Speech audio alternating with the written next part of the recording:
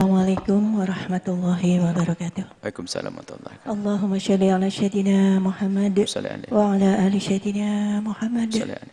Buya, mohon dijelaskan hakikat bid'ah.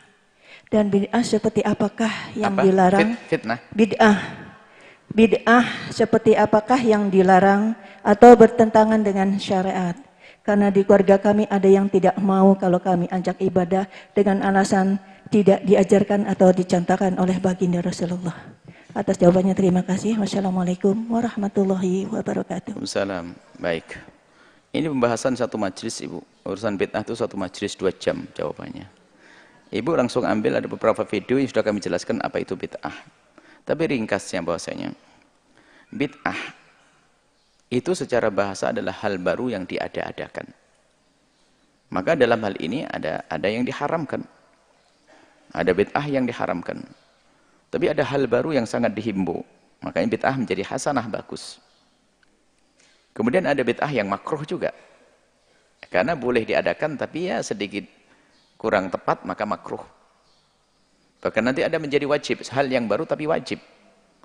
Untuk menjaga sebuah kelestarian, sebuah tatanan, maka menjadi wajib. Jadi bid'ah itu seperti itu hukumnya. Ada yang sunnah, ada yang wajib, ada yang haram. Tapi ada satu bid'ah yang harus kita jauhi secara syar'i, namanya bid'ah dhalalah. Bid'ah dhalalah, bid'ah yang sesat. Dan dia adalah di neraka. Pelakunya adalah di neraka. Allah, serem, mengerikan. Maka apa itu definisi bid'ah? Kita harus tahu, para ulama menjelaskan definisi bid'ah. Sangat tidak tepat jika kita mendefinisikan bid'ah dhalalah ini adalah semua yang tidak. Kalau bid'ah saja, bisa saja Anda mengatakan yang tidak pernah dilakukan Nabi adalah bid'ah. Hanya nanti masuknya wilayah hasanah, baik, atau yang buruk. Tapi kalau bid'ah dhalalah, nggak boleh Anda mengatakan semua yang tidak dilakukan Nabi adalah bid'ah dhalalah. Anda akan zalim. Anda akan menistakan banyak perilaku orang. Anda akan merendahkan banyak perilaku orang. Jadi kalau sudah namanya bid'ah dhalalah, ini ada rambu-rambunya. Apa yang dikatakan dhalalah? Itu banyak definisi tentang bid'ah. Mungkin ada belasan. Tapi semua mengarah kepada satu makna. Makna yang kami hadirkan misalnya begini. Yang namanya bid'ah sesat, bid'ah dhalalah. Inna dhalalata finnari, yang dhalalah itu di neraka adalah tariqatun fid dini, urusan beragama. Urusan beragama. Ini definisi ulama. Bukan Nabi yang mendefinisikan. Ulama itu hati-hati. Bukan waktu melakukan kulla bid'atin dhalalah wa kulla dhalalatin finnari lalu menunjuk ente bid'ah. Enggak begitu. Mematangkan dulu atau bid'ah. Jangan sampai kita menjaring yang bukan bid'ah lalu kita katakan bid'ah, zalim. Menuduh orang berzina saja dosa, menuduh orang mencuri dosa, apalagi menuduh orang yang tidak bid'ah kita tuduh bid'ah juga dosa. Maka mereka waspada, tidak gampang mengatakan bid'ah. Ulama-ulama ingin mengatakan bid'ah itu mematangkan definisi bid'ah itu apa? Apa itu bid'ah?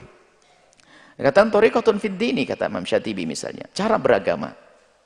Cara beragama. Cara beragama itu apa? Seperti sholat, puasa, ibadah-ibadah. Di dalam agama. Mukhtara'atun, yang dibuat-buat. Anda membuat-buat dari diri Anda sendiri. Mukhtara'atun, dibuat-buat. Artinya apa? Dikembalikan kepada Quran, nggak ada contoh. Nggak ada isyarat. Nggak ada petunjuk dari Al-Quran dan hadis Nabi SAW. Dikembalikan nggak bisa. Bahkan mungkin dilarang. Tuduhi syariata, yang mirip menyerupai yang ada di dalam urusan syariat. Yuqsadu bisuluki alaiha, maksudnya untuk melakukan itu semuanya adalah al-mubalaghatu fit ta'abbudi, untuk berlebihan dalam urusan beribadah. Contoh, Anda ini orang yang rajin beribadah, rajin sholat. Cuma Anda melihat antara waktu subuh dengan waktu duhur kok banyak banget. 7 jam, sayang ini. Duhur sama asar saja cuma 3 jam. Ini kok sampai 7 jam, sayang. Saya akan kasih sholat jam 9 siang. Ya, thariqat, cara beragama. Anda membuat sholat 2 rakaat jam 9 siang, melengkapi apa? Menjadi 6 waktu sholatnya, tidak 5 waktu. Itu bid'ah jelas. Karena Anda mengada-ada dalam urusan agama. Dikembalikan pada Quran, hadis nggak ada. Puasa Ramadan, saya itu orang kuat sedang puasa. Masa puasa fardu hanya Ramadan saja? Saya pengen tambah Dzulqa'dah. Puasa wajib Dzulqa'dah. Anda mengadakan, nggak boleh. Urusan ibadah nggak boleh. Tapi jika ibadah yang Anda lakukan itu ternyata ada petunjuk, baik secara langsung Nabi mengatakan lakukan, atau ada isyarat-isyarat, maka tidak dikatakan bid'ah. Sekarang contoh bid'ah yang bukan bid'ah. Yang dikatakan bid'ah tapi bukan bid'ah. Contoh. Kalau Anda lagi berzikir atau berselawat kepada baginda Nabi. Ini ada orang, tentunya bagi yang mengatakan bid'ah, yang tidak mengatakan bid'ah, tidak ada urusan kami dengan dia, berarti sudah benar. Ini ada orang misalnya mengatakan, kalau kamu bersolawat bareng-bareng itu adalah bid'ah. Alasannya adalah Nabi dan sahabat Nabi tidak pernah melakukan solawat bareng-bareng. Ini. Begitu mudahnya mengatakan bid'ah. Termasuk yang ramai akhir-akhir maulid Nabi adalah bid'ah. Di dalam mengatakan bid'ah ini perlu ilmu baru lagi. Bukan sekedar definisi bid'ahnya dia harus tahu. Tapi tentang pekerjaan yang akan dihukumi bid'ah ini, dia paham belum? Ini apa sih yang akan dikatakan bid'ah? Kalau dia ngerti definisi bid'ah, tapi nggak ngerti apa yang akan dihukumi bid'ah, akan salah. Anda harus tahu siapa yang akan dihukumi, tahu betul. Contoh saja, contoh yang pernah kami hadirkan. Anda misalnya, Anda melihat judi. Anda tahu berjudi apa? Anggap saja minuman keras. Atau Anda mendengar orang minuman keras. Kemudian Anda akan mengatakan bahasanya, fulan minum minuman keras.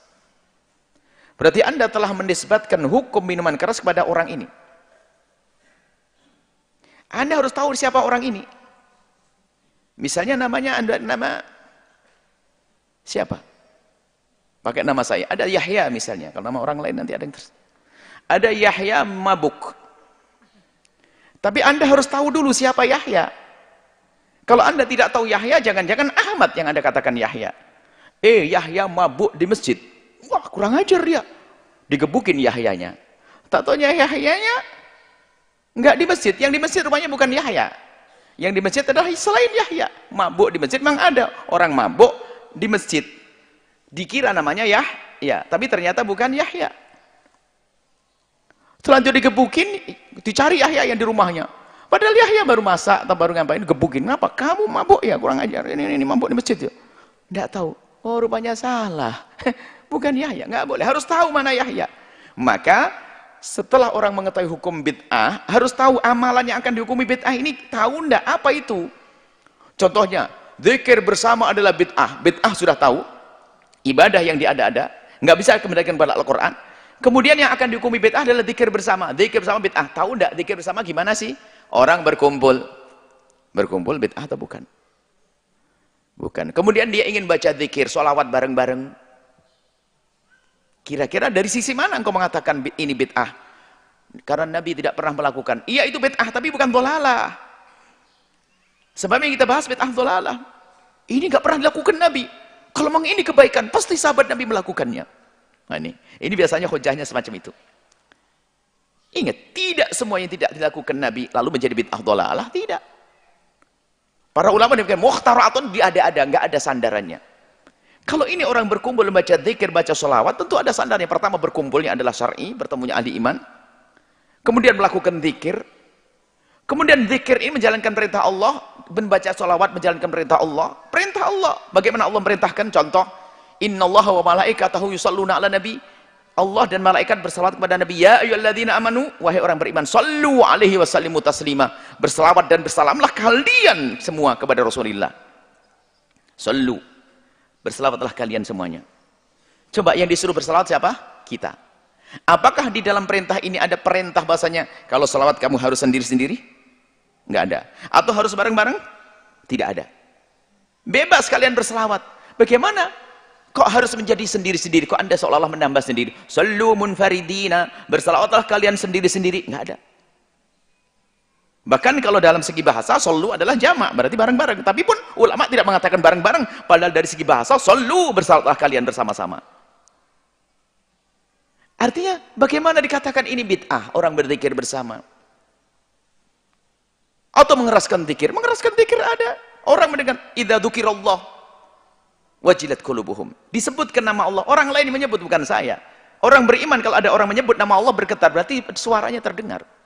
Dan banyak zikir yang harus disuarakan, azan pun zikir, takbir di bulan hari raya zikir. Jadi kadang-kadang orang menjadikan bid'ah sesuatu yang sunnah jadi bid'ah. Justru dia yang dipermasalahkan. Maulid Nabi SAW, apa yang dikatakan bid'ah dalam Maulid Nabi? Apa yang dikatakan salah dalam perayaan Maulid Nabi? Berkumpul untuk menyanjung Nabi SAW, berkumpul menyanjung Nabi, berkumpul untuk menumbuhkan cinta, berkumpul untuk mendengar tausiah. Bagaimana akan dikatakan bid'ah? Karena dia tidak mengerti Maulid Nabi. Mereka menganggap Maulid Nabi itu dengan definisi yang lain. Maulid Nabi itu loh, laki perempuan kumpul, desak-desaan, goyang pinggul, joget. Loh, ini bukan Maulid Nabi itu. Itu perayaan Maulid Nabi yang salah. Anda lihat Maulid Nabi ada di sini, lihat. Perempuan dipisah, ada Al-Quran dikumandangkan, ada ulama yang memberikan tausiah. Lah bagaimana seperti ini dikatakan bid'ah? Maka kesalahan. Maka bid'ah adalah, ya, kalau kita bicara tentang bid'ah, kembali kepada ulama. Memang hari ini memang ada orang dikit-dikit mengatakan bid'ah, ya semoga Allah mengampuni dan Allah berikan kesadaran, itu sakit. Anda tidak usah berurusan dikit-dikit bid'ah. Kalau memang ada yang bid'ah, tanyakan kepada yang mengerti. Sekarang yang difitnah adalah orang-orang di kampung. Kalau memang yang pernah dilakukan orang kampung, misalnya atau jamaah-jamaah atau kaum muslim yang bersama kami melakukan bid'ah, tentunya jangan difitnah mereka dikatakan bid'ah. Tanyakan ke kami dong. Tanyakan ke kami langsung. Ya mestinya harus, kalau memang itu salah, saya dulu dong dikasih tahu. Mana dia kasih tahu? Kita beberapa waktu mencoba ngajak diskusi masalah bid'ah dan kesesatan, enggak berakhir dia. Berjanji 12 masalah akan dibahas, hanya satu saja selesai. Kalau urusan sibuk, saya kayaknya juga enggak amat-amat nganggur saya itu. Alasannya dia sibuk. Waktu itu ada satu orang ngajak diskusi dengan kami, enggak tahu, katanya kami teramat sibuk, enggak ada waktu dan sebagainya. Oh ya, kalau untuk kemaslahatan umat yang besar, tentunya kesibukan harus dipinggirkan demi. Saya juga tidak amat-amat nganggur kok. Wong ketemu santri aja, ada beberapa pondok yang belum kita kunjungi kok. Artinya, jangan mudah memfitnah ya ahli iman. Khususnya para ustadz yang sering membid'ah-bid'ahkan. Anda jangan bikin ragu orang awam. Jangan membuat gelisah orang awam. Bid'ah itu sangat jelas, ya. Bid'ah sangat jelas, dan Anda jangan membuat kabur gara-gara yang bukan bid'ah Anda katakan bid'ah, sehingga orang pada kebingungan, sehingga mau beribadah saja kayak jadi susah. Berarti Anda telah menghalangi orang dari berbuat baik. Anda punya dosa-dosa besar. Semoga Allah mengampuni dan berikan hidayah kepada kita semuanya. Wallahu a'lam bishawab.